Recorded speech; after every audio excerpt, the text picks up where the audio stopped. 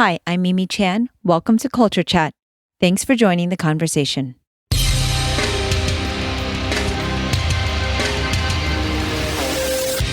Spoiler alert, if you were trapped in a cave over the weekend and still have not watched the season finale of Game of Thrones, do not listen to this episode. Season 7 is over, and now we wait. And rumor has it that it might be 2 years until the final season of the most popular show on the planet, Game of Thrones. Since the show first aired, immediately everyone started to take sides. You were either Team Dany, Team Stark, or just anti-Lannister. 7 seasons have passed, and now we are left with fewer choices and perhaps a union of 2 of the houses. So now what? The White Walkers are through the wall, and all hell is about to break loose. I sit down with my friend Patrick Lugo to discuss the books, the films, the phenomenon, and more. It's time for a major geek out session of Game of Thrones. And now I have a few humble requests. Please share my podcast with someone or anyone you know that might find these chats interesting. And subscribe and rate the podcast. Feel free to send me show suggestions or send an email to mimi@culturechatpodcast.com or follow me on social media at SifuMimiChan on Twitter, Instagram, or Facebook. Now on with the show. Hi, Patrick. Thanks for joining me today on Culture Chat to talk all about Game of Thrones.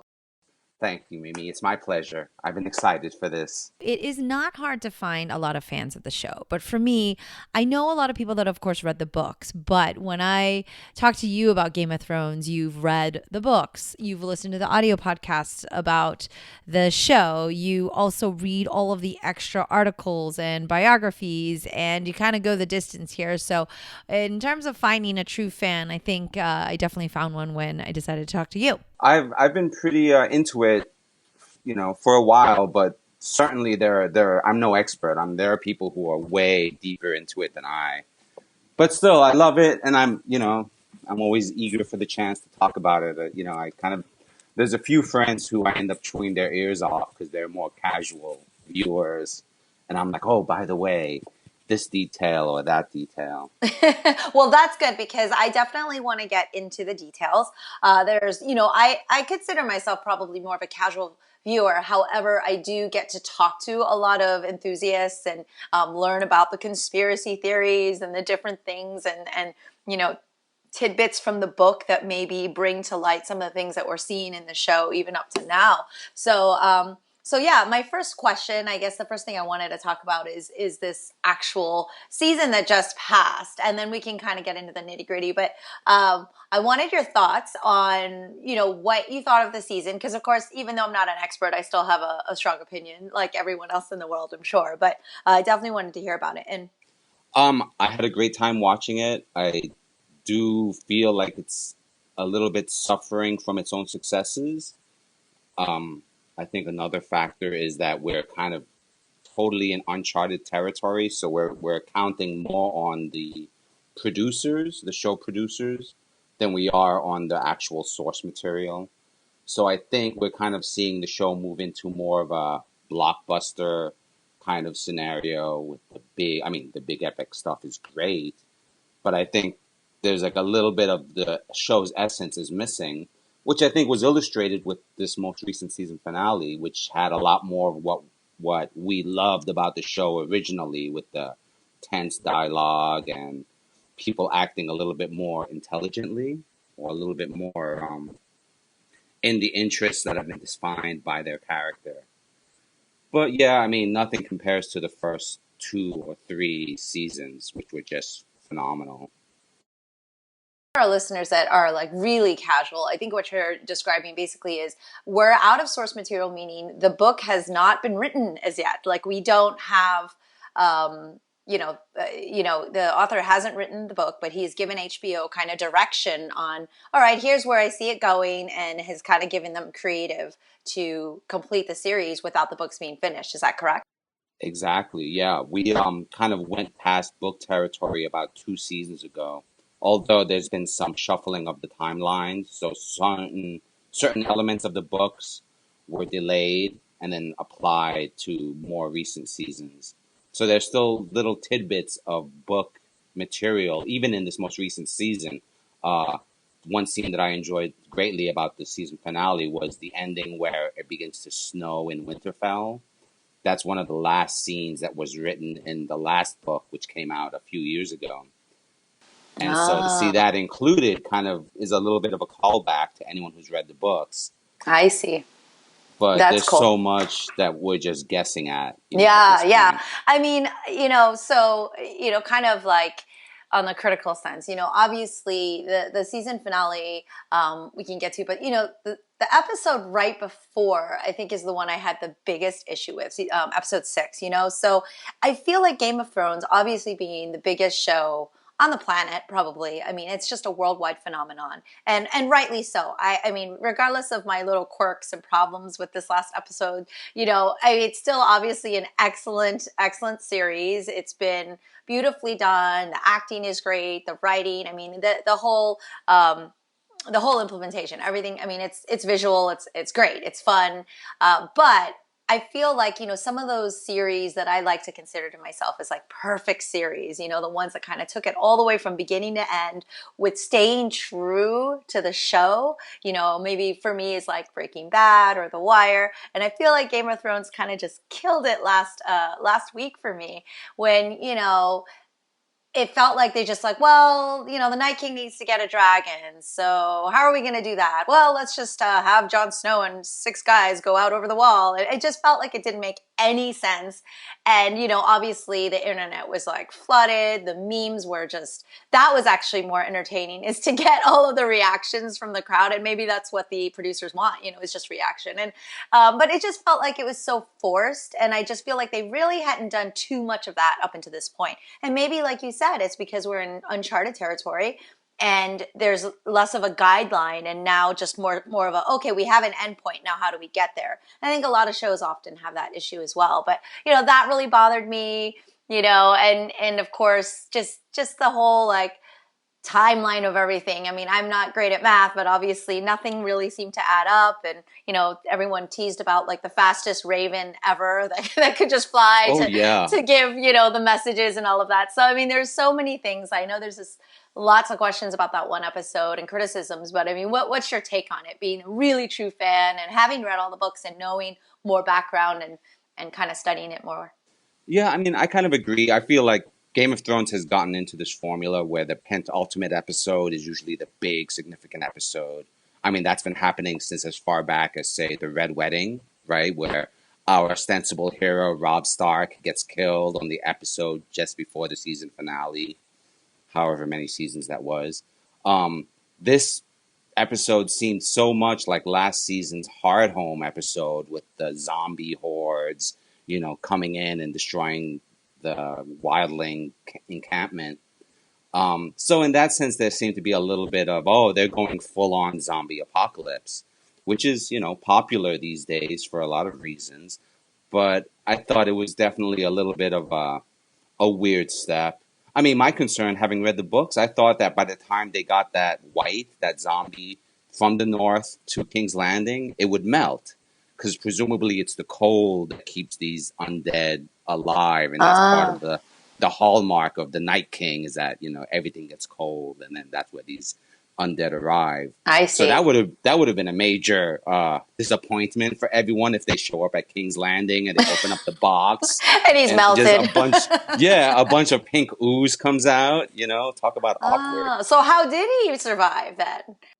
Well, I don't know. That's You don't where know. they Yeah, that's like kind another of one of those instances where they wave their hands and hope that the reader is or the viewer is too impressed with the special effects. I mean, the same thing with the Raven. I would have thought that once winter came, there would be no ravens flying right. Can they around. fly? Yeah. So, I mean, they mentioned it saying that, oh, it's hard for ravens to fly in this weather. But, I mean, that's another instance where they could have had Melisandre, the Red Woman, looking into the fire and telling Dany, you got to go now to save these people. And, they could have gotten around it with this little tweak. Yeah, I felt there was a lot of that, like little tweaks that could have been done that would have really tied things better. I mean, even up to yesterday, final episode where, Samwell's like, oh yeah, well actually I read about that script where, the diary where the marriage was annulled. And it's like, couple episodes back, we're all like on our seats, like jumping up and down, going, "Hey, listen to Gilly," you know, she knows. And so there was really no acknowledgement that he was really listening or that he got that info. And he just kind of Yeah, stated it so matter of factly. Like he could I have know, even had more of a moment there where he was like, "Wait a minute, I Gilly know, mentioned." I mean, give the woman some credit, you know? I know. Talk about taking credit for something he didn't quite do. Come on, Sam, we thought better of you. I mean, little things like that. There's so many, of course, that we could like get into, you know, even down to like people are really big on the whole, like, how did the Night King have chains to get the dragon out of the water? And how did they get down there when they didn't even want to go in the water? I mean, there's just like so many like, you know, just unexplained things. And I guess that with so much going on, it's impossible to cover it all. But I expect a little more from Game of Thrones because they set the bar so high. Oh yeah, truly, truly. I mean, that's where like I could play, let's say, a game called like Westeros Apologist, right? Where I could kind of try and make excuses for why these things work. You know, hey, if the Night King can resurrect the dragon, why can't he make chains out of ice? You know, and then say, okay, well, that's just one of his magic tricks. You know, and so I mean, there's a fun to be had in kind of trying to think of those little details that didn't necessarily happen, or maybe they're on the cutting room floor. I But see. you know, So what is your thought though on that whole thing where, you know, John, they decide they need to bring a White Walker to Cersei. Like, did you think that was even a good idea? Like, did you think that was a forced plot line, or did you think there's something to it that I'm missing? Because I just thought, well, this sounds completely silly to me. yeah, I mean, it seems like a desperate act, you know, and you would think that Tyrion Lannister would be a little more smart. You know, I mean, I've always seen Tyrion as being the modern thinker in a medieval world. And so part of his appeal to me, and maybe for others, is that, you know, we see him and we're like, oh, this guy thinks like a modern person and he's not tied into like these weird superstitions. Yeah, or the So, barbarian type of things. Like he is. ex- You're right. That's a really right, great way right. of putting it. You know, honor isn't that big of a deal for him, but, you know, being practical is. So, you know, maybe this was him just reacting to, you know, oh, we're in uncharted territory. There is magic. I believe Jon Snow so much. And if he's willing to say there are undead things, you know, maybe Tyrion wants to see it himself. And that's why he was kind of motivated to see if this stuff really does exist. Hey, you know, he didn't believe in dragons a couple of seasons ago and thought of them as just a fanciful thing. And then here they Yeah. are, you know. But then it leads one to think, well, why didn't Danny just like go, hey guys, let's go for a ride and just like check it out and fly back? Like it had to be this whole forced fight, and then you know John not getting on the dragon, and then John falling into the ice and miraculously getting out and not freezing to death, soaking wet, taking that ride on the horse. I mean, it just felt like too much for me to obviously none of it's believable. You know, my husband and I, we were laughing last night because he goes, everything was believable up until that point. Yeah, no, well, I mean, the suspension of belief is a precious thing. And, you know, um, writers have a much more leeway in terms of coaxing a reader into like believing a fantasy, you know, because writing also like comics work the same way where the act of reading it kind of moves you to invest yourself more, whereas you know when you get to watch something on TV, the TV has to do all the work, so the writers and the producers and the directors have to do all that work, and who can say how much of it has been left, you know, was written but they didn't have time to film it, you know, they had to trim episodes. So once again it comes back to, you know, for me, I watch it because I enjoy it anyway. So while there are flaws, I wouldn't have fun looking at it as a critic so much as looking at it as a fan who, you know, wants to have a good time and wants to see how other artists interpret these concepts and these images. You know, my big gripe is where's Ghost? You know, Ghost was right there along Jon Snow for so many seasons, and then all of a sudden he's gone. Did he die during the Battle of the Bastards and we never saw it? Did he just like get bored with the politics, you know, He's at the hanging out wall with and Nymeria, maybe in the woods somewhere. exactly, you know. So I mean, dragons have gotten a lot of screen time, but I'm a little bummed that the wolves have been forgotten. But you know, maybe there's a real world reason for that. I don't know, have you heard about the husky crisis that's happening in animal shelters No, in no. this country? So as a result of Game of Thrones, there's been this huge increase of adoption of huskies because they all look like dire wolves and everyone wants to have their own personal ghost. The problem is huskies are hardcore. They're a very advanced breed. I have one, and I used to consider myself a really like solid dog person. I've had dogs my whole life, and even still, my 4-year-old husky has completely changed my life in terms of how I view, how I live on a day-to-day basis, and what it takes to raise a dog. So they're pretty high So maintenance. they are high maintenance. They are hardcore. They can climb fences. They can, eat furniture. They're amazing. They're truly amazing as companions. But if you're gonna adopt one, you have to have the fortitude. But if you do have the fortitude, there are so many right now that need homes. So, anyone who's looking for a dog and, you know, they run 5K every morning, that husky will be happy to join them, Oh, wow. So you're basically saying that everyone adopted them and then they couldn't handle it. And then so they just gave them away to the shelter. Like they just got rid of them. Right, exactly. So there are tons of huskies now that are flooding shelters, and there are organizations specifically dedicated to northern breed dogs, and they're working hard to find homes for these beautiful beasts. But that's kind of like me. I find myself wondering if that's a factor in why all of a sudden the dire wolves have been, kind of written out. Yeah, Game of Thrones doesn't want bad PR and like having dogs being abandoned and having a pet Yeah, issue. exactly. Right. Oh, These are wow, these are these PETA. strange things that one wonders about. But then, kudos to someone like Sophie Turner, right, who plays Sansa, who actually ended up adopting the direwolf that she had when that dog was in the show. So even though in the show her direwolf lady was killed, she ended up adopting that dog and, has the resources obviously to give that dog a happy life. Yeah, it's interesting we're talking about the animals so much because, we obviously I talk Game of Thrones with friends and everything. And there was so much gore and blood and, from Ned Stark's first beheading and that like broke all of our hearts to, well, now we know people are just going to die. Important people are going to die. We're going to get over it. Like, I think people are more upset when the direwolves die, and obviously the anticipation. I think everybody knew a dragon was going to die this season. I think that was kind of foreshadowed, but also I was expecting. I mean, it's just what you expect because there's so much love towards them, right? So there's Oh, only three sure. in the world, so it's funny because I think the audience is more upset when the animals get killed than when people are getting killed now. Oh yeah, well, what does that say about our society and about our cultural consumption? We sure love them guns. But that's also kind of what makes fantasy as a genre interesting is because these things can easily symbolize other stuff, So those dragons, they can symbolize weapons of mass destruction. So in terms of a battlefield, it makes sense that they would try and level it by giving one of them to, the bad guys so that things could level out. Another tidbit that you might want to think about is that back in 1980, George R. R. Martin's one of his first fantasy short stories was a short story called The Ice Dragon.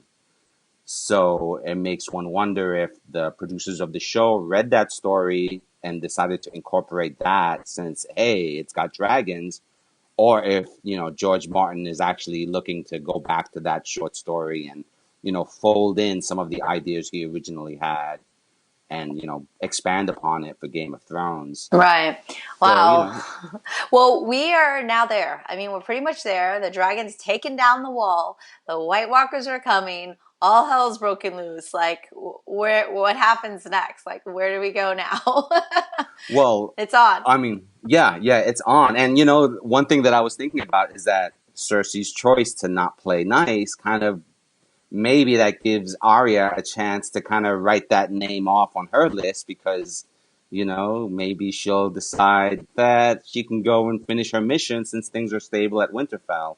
We're really in, new territory now. As a fan, I'm kind of excited. I mean, for me personally, I didn't read the series until midway through the show. So I kind of had this experience of seeing the show and being surprised a lot. and then delving into the series and learning everything I could, reading a bunch of autobiographical stuff by George Martin, just, delving into every aspect I could, and then, seeing the show again. So there was this point where I could predict what the show was doing, but then now we're at a point where, you can't really predict. And for me, the fun is not being able to, is trying to predict what's going to happen next. I always figured the Night King would just freeze the ocean and walk around the wall, and it'd be like one of those tricky things that, hey, he knows water freezes solid. But that didn't happen, and I'm kind of glad it didn't happen because, I prefer the novelty of that surprise, of not being able to guess. But hey, once again, playing apologist, my big thing is that ever since they started introducing flashbacks into the series, um, it was also around the same time that Bran went north of the wall. So for me, the easy way to look at it is that everything that we're seeing is being seen through Bran's hallucinations. Since he could see forward in time, he could see backward in time, he could see across space. So maybe all of these logic flaws, all of these details that we're missing are just the moments when he blanks or when he, kind of wakes up and finds himself in a cave somewhere. And once again, it's just me playing apologist. None of that stuff's on the screen, but it makes it for a more fun way to look at the series. Look at the series and think of it as, oh, we're seeing this all as Bran's hallucination now. Picking up from Bran, I did want to ask, because basically, he's got all these powers, and I don't really know how it works, this whole three-eyed raven bit, but it's kind of like, Bran has so much power to do so much. It's like, couldn't he just kind of end it all, like take something over and then, just take the Night King out, or, and it's like people were saying, well, if he sent Benjen to help, then why wouldn't he send him earlier? And I mean, he has so much, power and ability. It's like, it feels like he's not really doing his part quite yet, or maybe it's just that it's yet to come. Yeah, it's hard to say. I mean, there's a popular fan theory that's floating around that speculates that Bran is actually the Night King. Mm-hmm. Yeah, I heard that. Right. So there's this whole thing where he's traveled so far back in time that he's become corrupted and he's become the evil that he was trying to stop. So that's one theory that's floating around. Who knows if it'll, come true. The other concept you want to think about is that his powers derive from the trees. So what he's doing, in the same way that he would project his mind into his wolf, or the way he would project his mind into Hodor, he's projecting his mind into the tree. And so if you think about it, trees are not really mobile. So in the same way that he's stuck in the narrative, he would kind of be stuck as a tree. The tree, in Game of Thrones, they say the tree is the same tree, whether it's an acorn or whether it's, a full-grown tree. So it's that same concept, maybe, that they're kind of expressing, where he has all this power, but he doesn't really have any agency to use it. He's mostly a witness to it all. Okay, I see. Yeah, I find it really interesting, like his character, like where they're going to go with it. And I mean, obviously he's going to keep playing a bigger role. So now, really briefly, I mean, most people that I know that have read the books have just said, you know what, you don't need to read the books, just watch the TV show. It's that good. And the books, while it's a really great story and there's so much involved. Maybe he's been criticized as not like, oh, amazing reads, but the story and the whole like world he created was incredible. Like, how different is the show and the books? I know the timeline's all over, but I mean, are we pretty much true to form up until where the books stop? The biggest difference that I found about the difference between the books and the show is that the books are really dedicated to the building of the world of Westeros. Tons of detail goes into the history. Tons of detail goes into things like the heraldry. Not just the fact that the Lannisters have a gold lion on a red shield, but that they had rivals that had like red lions on white shields. Lots of time and effort is devoted into like the philosophy behind the Starks being represented by wolves. So you saw a lot of that in the first couple of seasons where they really immersed you in the world. and now they're kind of doing it more as shorthand, where they're just going for the big notes. So the battles in the book are epic. Some of the early battles that the show just didn't have the budget for are much larger in the books early on. You know, Well, we're definitely getting those large battles now. exactly. So I mean, part of what makes the success, one of the benefits of success is that they can afford to really, bump up the scope.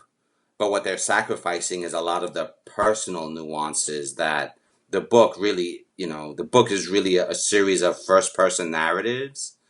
So as a reader, you kind of are putting the story together based on the rumors and the connective tissue that forms when you hear, bits of news from one character's perspective, and then other bits of news from other characters' perspectives. In the show, they don't really do that, right? It's more of an omniscient observer is just watching it all, and we get to watch it with them. Right, right.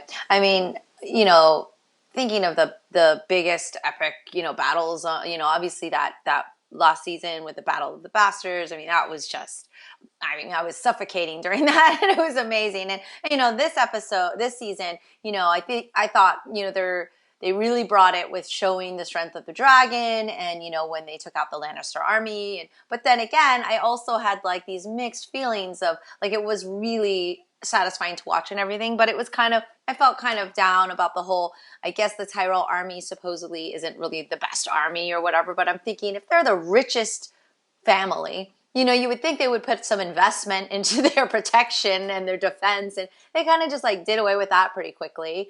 And I didn't know this, but someone had told me, well, yeah, and they supposedly have one of the biggest navies, and like that's not really addressed. So there's just so much, I know they're trying to move through the timeline quickly. So, but we are getting really big battles, and, I did enjoy that. But I also think that, like you said in the beginning, sometimes with the whole blockbuster feel, you just lose so much of the game part of it. Like I love, like to me, the White Walkers, that's like the least interesting storyline, like the zombie apocalypse thing. Like for me, I really enjoy, the strategy and the deception and the flips. Like even though a lot of people probably foresaw, Sansa and Arya were playing Littlefinger, like we knew that was happening, but it was still really fun to watch. And it was actually really gratifying to see him finally have his end after starting this game, So Yeah, there was yeah. some there were some gratifying parts of this season for sure. I mean, and there was some fun.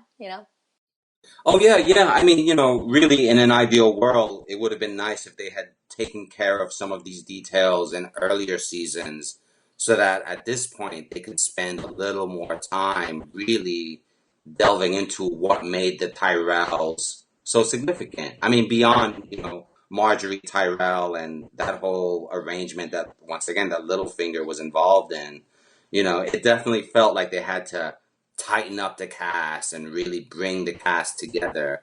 And it really is, you're kind of seeing how the show is becoming a show or became a show, whereas earlier on it was really just this unique story.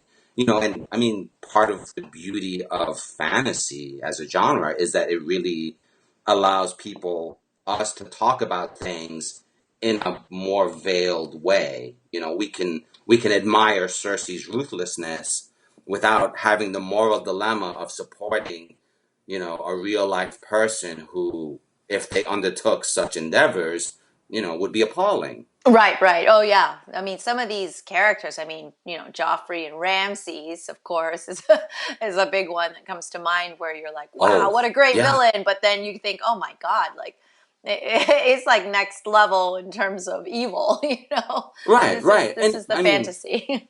even if you got away from like the whole concept of good and evil, which is one of the things the stories tries to eliminate, right? It tries to say there are no heroes. It's just personal, different levels of personal interest. You look at someone like Arya, who everyone loves this character, Exactly. I was just going to but go she's there. got some problems. She's kind of could use a little modern day therapy Yeah, to kind she's of very cope, angry. She's you know? definitely very angry, but we all root for her. I was actually going to go to Arya next. Like, she's the perfect example of, well, we want to see her kill Cersei. We want to see her. We were dying for her to slit, um, Lord Baelish's throat. Like, it was like we are like cheering for it and wanting it, and yet it is really bad. Like, she's an assassin and she does it without remorse. And but yeah, we all root for her for sure. Right, right. So it's an interesting thing. Like it seems like, fantasy as a genre tends to become popular when our society gets a little bit polarized. So that we have people who are extremely privileged and people who are very downtrodden. And when that happens, fantasy becomes a way where everyone can kind of talk about that and you can kind of express your values through these characters without getting into a heated debate about the difference between Bernie Sanders policies versus Trump policies, right? We could say, oh, the Starks are this way and the Lannisters are that way, and everyone can still sit at the dinner table and no fights break out. For now. Yeah, yeah, exactly, For exactly. now. I mean, I definitely haven't heard of anybody fighting over the Game of Thrones world in the way that we are all definitely fighting over politics now. And I mean, honestly, that is a really great analogy. It's kind of interesting because looking at some of these characters, you would think there's just a very clear moral and ethical plane, but yet it gets very complex. I mean, we take a character like Theon, right? Who, at the beginning he was kind of whatever, nobody really cared about him much, and then he became really hated, rightfully so, and everything he got, everybody believed he deserved, and they're trying to kind of make him now that redemption, right? And a lot of these characters you and start hating, like Jaime Lannister, even like you see at the end of the season, there's some humanity in him. There's still some noble, he's still noble in some ways. Like he's really evolved. Maybe his relationship with Brienne helped kind of bring out that those principles. And I mean, but you see like the characters that one season you want to just be completely killed and dead, and the next season you're almost rooting for them. It's really a roller coaster. But I think in modern day politics, the difference is like the the media the media is kind of in charge of giving us that information, like, oh, is this person should they be redeemed, right? They're giving us stories, and it's like kind of harder for us to decipher, whereas like you said, we're kind of like looking at this show as this omniscient audience where we get to see everything happening, and it's that's a really interesting dynamic you kind of brought up there. Yeah, well, I mean, you could think of it like are is the media represented by the maesters and the whole Citadel and Hightower, where they know all these things, but they're not going to give these secrets out. You have Samwise there saying, "Oh, is there a cure for grayscale?" And it turns out there is, but the Citadel is sitting on it. The Citadel thinks that they're above these things that are world-shaking events, and they're like, "Oh, well, we'll be fine over here in our tower." And doesn't that sound like a lot of the criticisms mainstream media gets about being disconnected from the common people? Yeah, yeah, definitely. So I mean, but that's why I find Game of Thrones such a fun and meaty thing to delve into, because this guy George Martin has been paying attention for so long, and you think these books were written in the 90s, and he was kind of like thinking about this stuff, and his whole plan was to kind of take those assumptions that people make about a Lord of the Rings kind of heroic journey, and he wanted to invert it to really reveal how the mechanisms of power and the mechanisms of politics, and we're all kind of getting a crash course on that sort of thing on a day-to-day basis. Yeah, it's a very unconventional time right now, for sure. And which is, I think, why we all need fantasy, because we kind of want to escape, you know? Yeah, and we want a little bit of catharsis, and we want someone to win sometime. I mean, Arya being a great example, and Theon being interesting because his whole motivation was based on you know the privilege he thought he was owed. Here he was starting off as like kind of this privileged hostage who was treated really well, but always thought he was being shafted, even though he was being treated really well. And then as a result, he kind of made stupid decisions and, kind of ended up working against his own self-interests, and great in a story, but terrible news when it happens to someone in real life. Um, so yeah, I mean, but once again, his storyline could have benefited from maybe less time with the Boltons. We didn't need to see as much, gruesome torture. We could use that, some of those precious minutes could have been used elsewhere. Yeah, I You know, agree. I didn't need to see as much of Ramsey as we got to. yeah, I mean, he made for a great villain, but like sometimes, but once again, it's like we don't know. I mean, I don't know what's going on in those writers' rooms, and how many decisions are being made, and it looks great on the script, but they forget to film it or they run out of time. There's so many things going on. you know I mean, it's easy being an artist who's locked in his own little art studio, and if I'm going to edit something, it's just up to me to edit it. But then when I'm working on a project that's got so many moving parts, it's kind of miraculous to see it actually come out halfway decent, not to mention coming out, pretty good. But that's where the show differs from the book, right? Where George Martin has just devoted his whole time to this book, and so he's gone into these crazy details, and delves into deep historical dynamics, and the story happens amidst all of these other events, and he kind of talks about history repeating himself, so things that he mentions as history are probably going to circle back around and come back. Now, we touched on it a bit. I mean, obviously he delves into a lot more in the books, like with the animals and the culture and how everything's kind of intertwined, and even I think on the show it's touched on, but probably not as in depth. That maybe has a bit more substance to kind of wrapping everything up, because I just read a really interesting theory, but it's the religion aspect of this show. And of course you've got, the God of Light, and then you have, they don't really talk about too much more than that. And then of course, like, this faith of the seven is like kind of what I've been reading about lately. And there's just like a really interesting fan prediction, have you, on how the show's going to end, and maybe kind of bring everything back full circle. But I don't know, have you heard of that, of the theory that I'm talking about? I'm not sure So if I basically, have. I don't know a lot about the faith of the seven, but from my understanding, and seven's like a big number for him, right? Because it's the seven kingdoms. It's there's like this whole, I guess that's a significant number for him. But it's basically that in the beginning they said, there's seven people, right? The father, the mother, the maiden, the crone, the warrior, the smith, and the stranger. And so each of them obviously represents, kind of what they're explained to be. And they said at the end of the show, they're imagining there's going to be seven people left standing.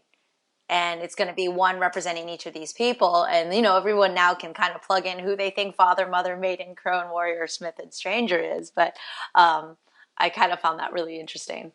Oh yeah, I mean, that sounds great. I mean, my bet right now is that Arya will be the stranger, but who knows? That's the fan consensus for sure. Oh sure, I And for mean, those that don't know, the stranger represents death and the unknown. That's the stranger.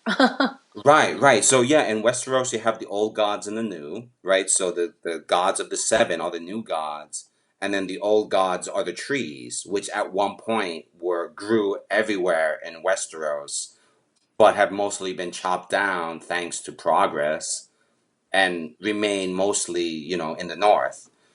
And then outside of Westeros, you have the other gods, right? So that's where the Lord of Light resides. He's from outside of Westeros and he's being imported in. You have the many-faced god, which represents, which is, I don't know, there's like a weird kind of nihilistic Buddhism in the many-faced god, where it's like every religion is valid, but they all represent death anyway.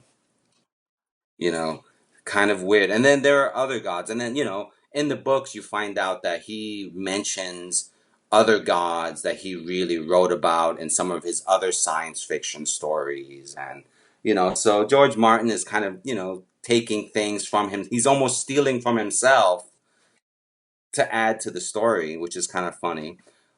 Yeah, but in a way, there's a way where you could look at the story and think of it in terms of these different gods are all maneuvering to kind of find dominance. Maybe there's some secret ice god out there that's making his moves, and right, that's the god that the Lord of Light is meant to battle.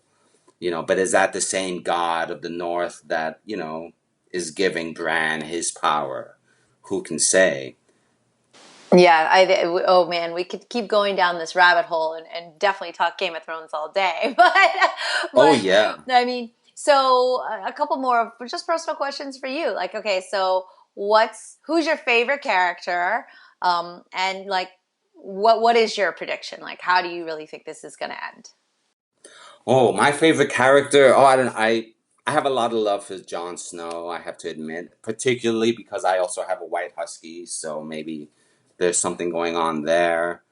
Um, but I like a lot of the second. I mean, I like Arya. It's really hard at the moment I start trying to think of a favorite. I You know, know, I know. there's someone else that comes up that's like, oh, so and so should have had some more airtime. Yeah, the characters, that's the thing I think that's great about the show. It's when they have really good characters, and you feel it when they die and you really are connected. They've done a great job with that. So basically, were you kind of like Jon Snow, Team Snow this whole time? Were you kind of rooting for him to, or you were like, or Winterfell? Are you like you wanted the North to kind of be the winner? I guess I'm definitely, of the North in my thinking and my ideals.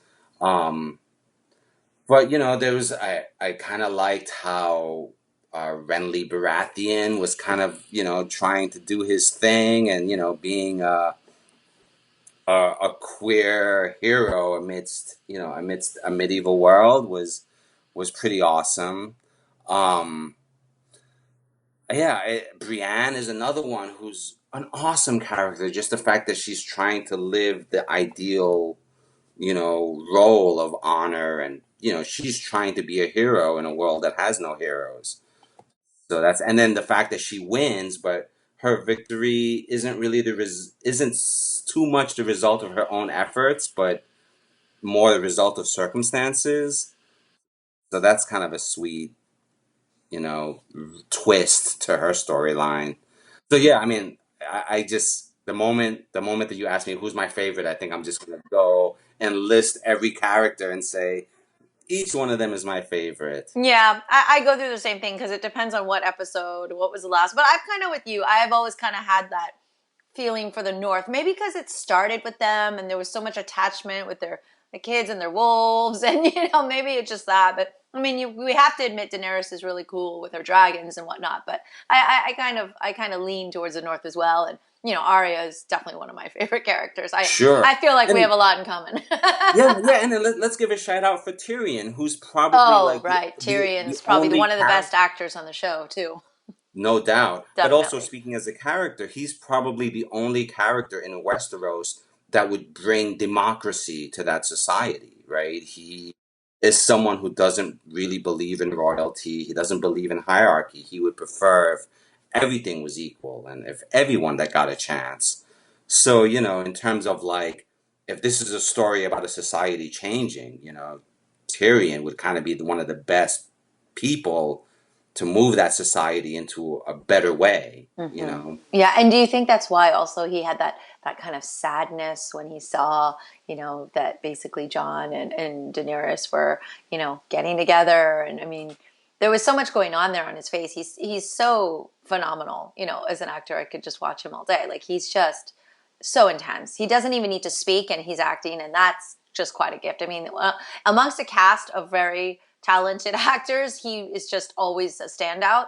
And so, like at the end, you just see he's just obviously not happy about the union. Yeah. Or does he know that Cersei's going to betray them, and the only way he could escape getting squashed by the mountain was to go along with Cersei's plan, and so is next season going to start with him confessing and saying, hey, this is going to happen? You know, who knows? Yeah, I mean, I was wondering about that look and the fact that he goes under the stairs and into the darkness. You know, did he compromise himself in some kind of like situational, maneuver to kind of save his own skin when Cersei was going to have him squashed? One of the mysteries. But yeah, so I mean, who knows? I mean, really, I'm kind of wondering what I imagine that I like to imagine that the biggest battles will end up somewhere in the Riverlands where they'll have to retreat from the north. And in the same way that winter goes south, the north has to go south, and that's where the big battles happen next season. But really, I mean, the one thing I'm most pleased with is that I really can't guess what's going to happen. And I'm pretty good at that. I'm pretty good at saying, oh, this show is going to go this way by the end of this episode. So I've kind of gotten yelled at by people because I'll predict the ending of an episode within the first 5 minutes. So for me, not being able to predict what's going to happen next is one of the things I really enjoy about that show, you know, now that we're in new territory. Yeah, it is. It's really up in the air because they could do the switch on you. It could be a nice tight bow where everybody ends up and our favorite 7 characters stay alive, or they could just totally destroy us like Korean drama like or a suspense film. They just kill everybody. I was like, yeah, the White Walkers win. Game over. I know, right? I know, game But now, over. if they go south and it's not winter, you're saying they can't really survive, right? So they can only Well, go. presumably, the Night King brings winter with him, right? So Oh, got as he it. goes south, the winter will follow him, which was kind of alluded to by it snowing in King's Landing, Because he's which, moving. Ah, I right? see. And that was something that was interesting. Is that something that was in the books where if you kill like the captain or the person that made the the waves that all of them would die? So presumably we only have to kill the Night King. Is that really a thing, or was that for the film?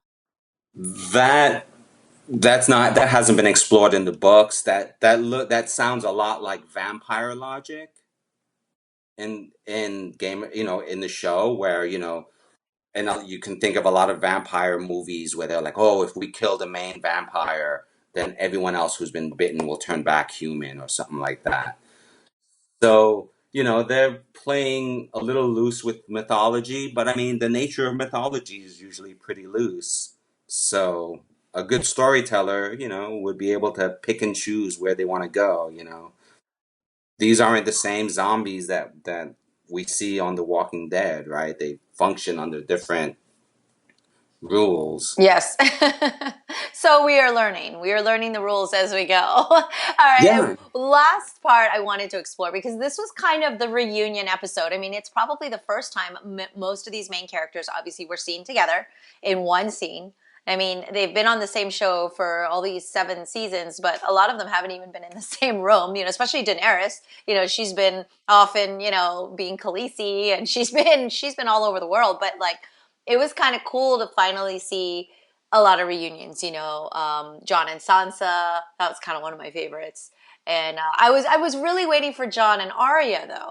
Like that was the reunion I really wanted. And even Arya and Nymeria. Like, what was your favorite reunion of this season? Oh, well, the Arya and Nymeria reunion was pretty awesome. I, and I still in the back of my mind, I'm hoping that, when things look darkest, there'll be like a horde of wolves coming over the horizon to save the day. That's my little hope. Um, another great reunion, which has been a fan theory for the longest time, was the Clegane brothers, right? The Mm-hmm. Hound The Hound reuniting and the with the Mountain. Mountain. So that was kind of cool to see that they squeezed that in. Um, the daggers that Brienne and the Hound were looking at each other was pretty amazing.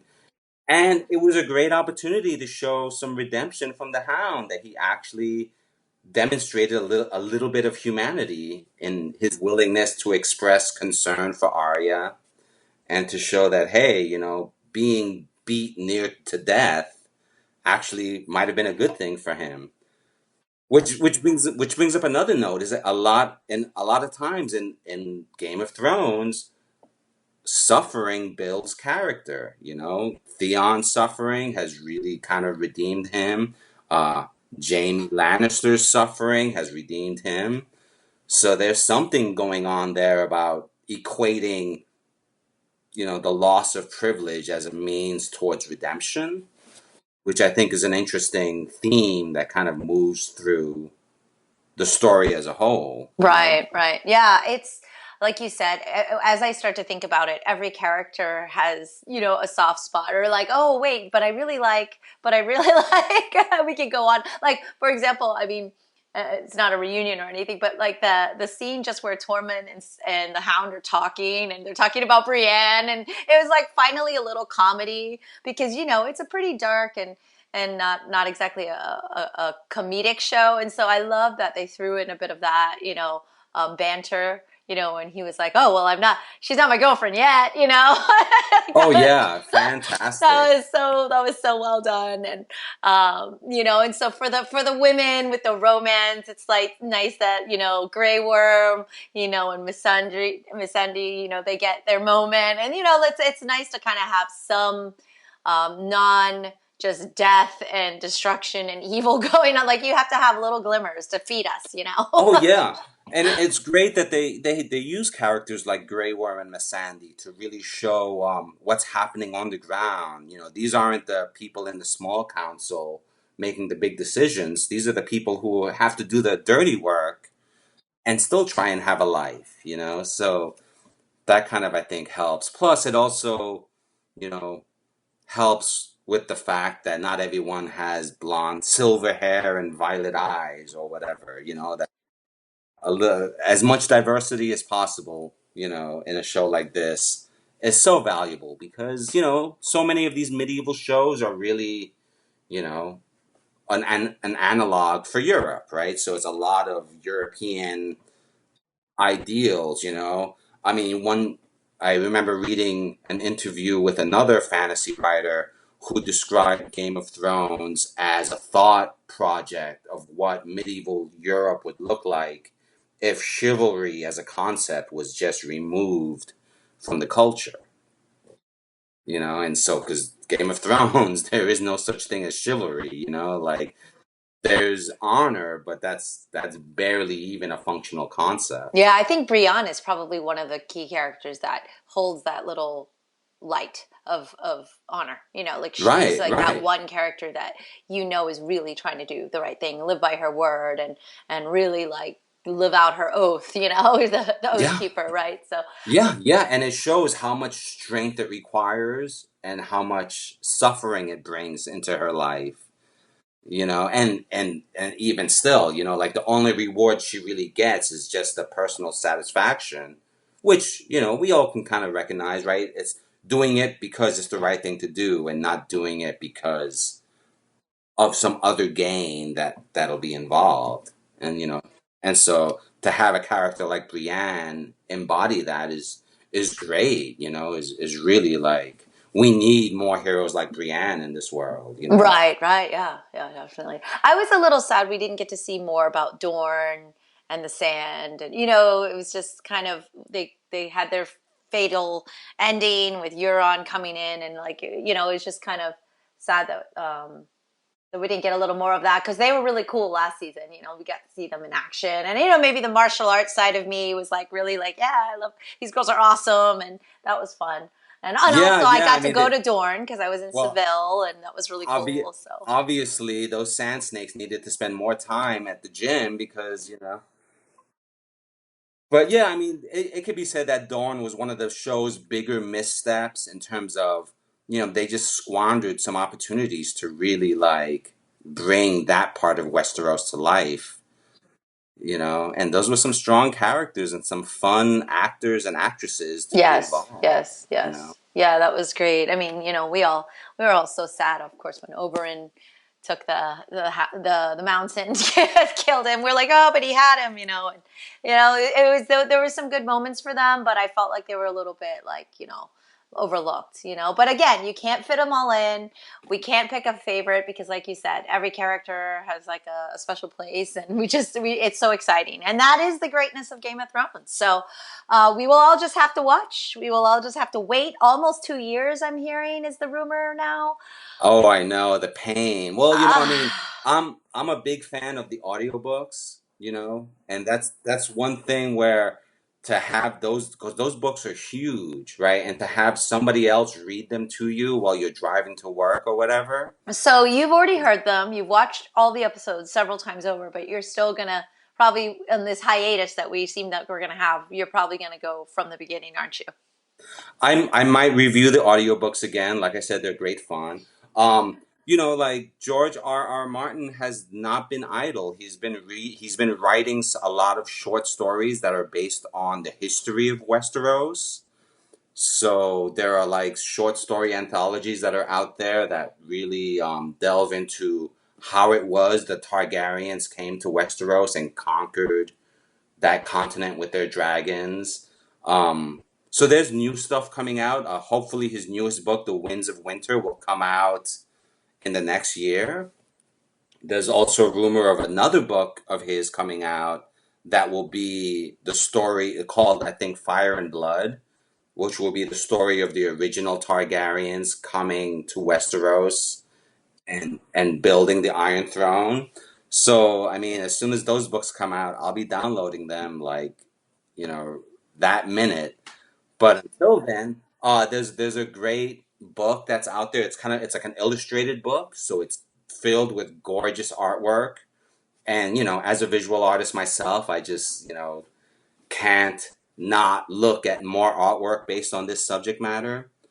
So there's a book called The World of Ice and Fire, which just, has all these little short snippets about different parts of the world, but it's just filled with excellent artwork depicting some of these scenes that we wish the show had the time and the budget for, to really show what Dawn looks like and what, Highgarden looks like. And then, the Wikipedia is kind of fun. I mean, for me personally, as a visual person, just looking at like the shield designs, there's a bit of pleasure in trying to figure out, what was going on that created, why do the Lannisters have lions on their shields? That where they came from, there must have been lots of mountain lions. So there's stuff like that will, keep the Game of Thrones, feed still dripping. And then, there's plenty, like I said, there's plenty of other, I mean, there are a few other series that compare, but there are some out there that I'll hunt down and, try and find to just kind of keep that bit of inspiration going. Because, for me personally, I find this stuff really inspiring, like just the thought of having this conversation with you in conjunction with these recent couple of episodes inspired me to do some artwork, specifically for the occasion. Yes, yes. Which, by the way, everybody is on the website, and it's this amazing. I'll let you see it, but it's got Jon Snow and Ghost, and and he's like, oh yeah, I just whipped this up over the weekend, so you could post it, and I think that's incredible. So you definitely check that out, and I'll also link all of Patrick's info because he's also an artist and does he's writing his own comic book, and he's got a lot of cool things to check out. So make sure listeners get to see that as well. But yeah, thank you so much for sharing and geeking out with me today. Oh, my pleasure, Mimi. I like I said, I love to talk about this stuff, and so to have a chance to talk with you about it, what a delight. All right, final question. What comes to mind when you hear the word tradition? Oh, tradition. So I like to joke that anything you do 3 times is a tradition. If you've done it for a third time, it's now a tradition. And that's led to a lot of fun activities, like crazy potlucks that we end up doing a bunch of times. But it's also kind of led into some interesting insights about the more conventional concepts of tradition and especially multi-generational traditions. Because personally, I feel that it's really easy for those traditions to kind of become disconnected from the context which necessitated a tradition to begin. And then instead of it becoming a tradition, it becomes dogma. So, so for me, tradition is something you do 3 times. But if you do it more than 3 times, then you really ought to pay attention as to why, so that it doesn't become a habit. I don't know. Uh, that's kind of my take. It's a little non-traditional. Right. Nope. Everybody has their own definition. So you can only listen and watch Game of Thrones 3 times.